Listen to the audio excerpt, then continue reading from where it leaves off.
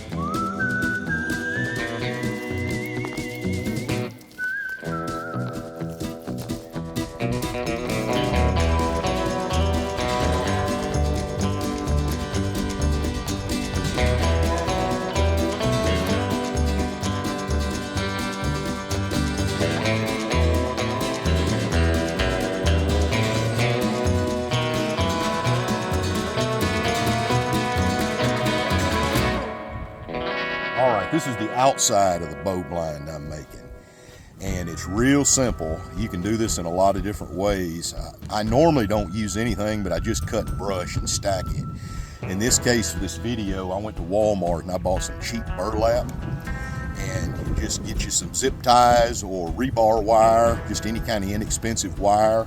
And you can see right here, here's an oak tree, there's a cedar tree, and I just wired the burlap to the tree, made it good and tight.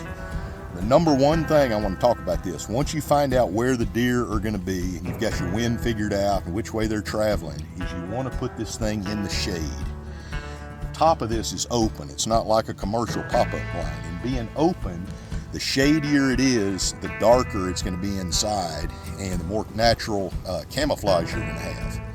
So if you're just doing this out in the field, it's not going to work nearly as good because the sunlight comes in and it's going to pick off your every movement. The other way, a lot of times I did it the same way, but you don't have to put burlap. You can just put sticks, and I use juniper and just whatever kind of trash trees, persimmons. East Texas, I use a lot of sweet gum and things that, doesn't hurt to cut, just junk trees. And once you stick one or two trees in here, or limbs, you can keep sticking more. I might start out wiring in one or two in place, and then you can just kind of stick them in there and weave you a fabric, and they will stay together. And 2 or 3 years from now, this ought to look just like this, even though we get a lot of wind out here. Something else I want to talk about is this shooting hole. And you can see it right here. Depending on the deer you're hunting, that needs to be various sizes. I've hunted in places where your hole needs to be about the size of a playing card because the deer are so spooky.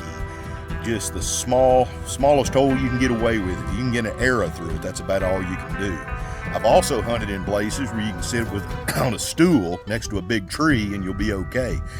These deer are kind of in between, and I think that this size hole will work. You kind of have to know your deer. You've got to know how level of alert they are, and depending on how big you make this thing.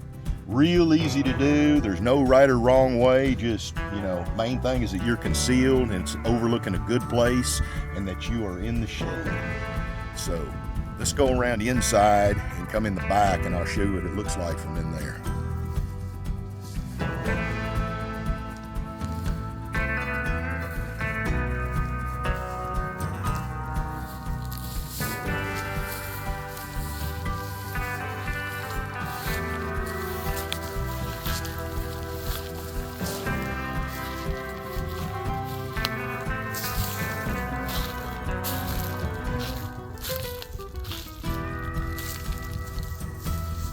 All right, y'all can see how big and roomy this thing is, and I usually like to put a big comfortable chair in here.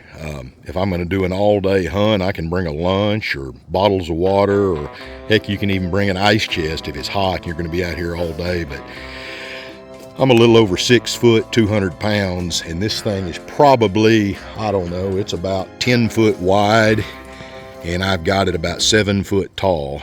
Of course, if you like shooting down, sitting on a stool, and don't want to have to stand up, you can do the exact same thing. It's just easier. You don't have to build it as big.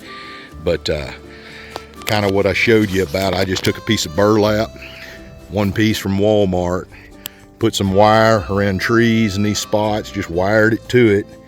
Also use zip ties in places. I mean, you can do it however you want to do it, and you really don't even need burlap, to be honest with you. I usually just stack brush, but main thing is this is see-through burlap. A lot of it is solid, and wherever you think a deer might be able to see, it just puts you plenty of brush to keep that hidden. Here's my window. That's the view I'm looking out of, where I know the deer are going to cross. And like I said, that hole, that opening is probably about 10 inches tall by about, I don't know, 8 inches wide, somewhere around there. But this works real good. You want to put you a nice trail coming into this thing that you can, have no sticks to step on, that's really quiet. Trail coming out of here, coming in, looks like this. Now this thing, I just want you guys to know, all it is, it's a front. It's not a box. It's not a, I mean, you could definitely make this thing where you were concealed on all sides. I have enough cover behind this thing, as you can see, where I'm not real worried about a deer getting behind me and seeing me. They might come behind me and smell me, but if I'm sitting still, and not moving, they're not gonna see me back here. Some places, if it was out in the open, I would definitely put concealment around it, but this spot's not really needed. I know this area, and I'm expecting those deer to move right out there in the opening where I showed you, but you certainly can, close in all 4 sides, or at least sometimes 3 sides. I'll do that a lot, or sometimes just make like a corner, and it works real good. But anyway, this is what I got, and it's really worked good. All right, here is a view from the outside. You can see that just looks like basically a cedar bush. You know, unless the deer are really looking, you know, it's hard to know what that is. You see that hole? Of course, from I'm kind of out here where the deer would be looking, and I would definitely wear a camouflage glove on my bow hand and a face mask. And in the mornings and evenings, it's going to be a little darker. We're out here in the middle of the day right now, so it's fairly bright. Anyway, that's what it looks like. There's a lot of different ways to hunt deer from the ground. This is just one of many. I hope you guys enjoyed that, and maybe here in a couple of weeks we'll film some hunts out of those very same blinds. If you like this, please like it and hit subscribe, and we'll see you guys next time.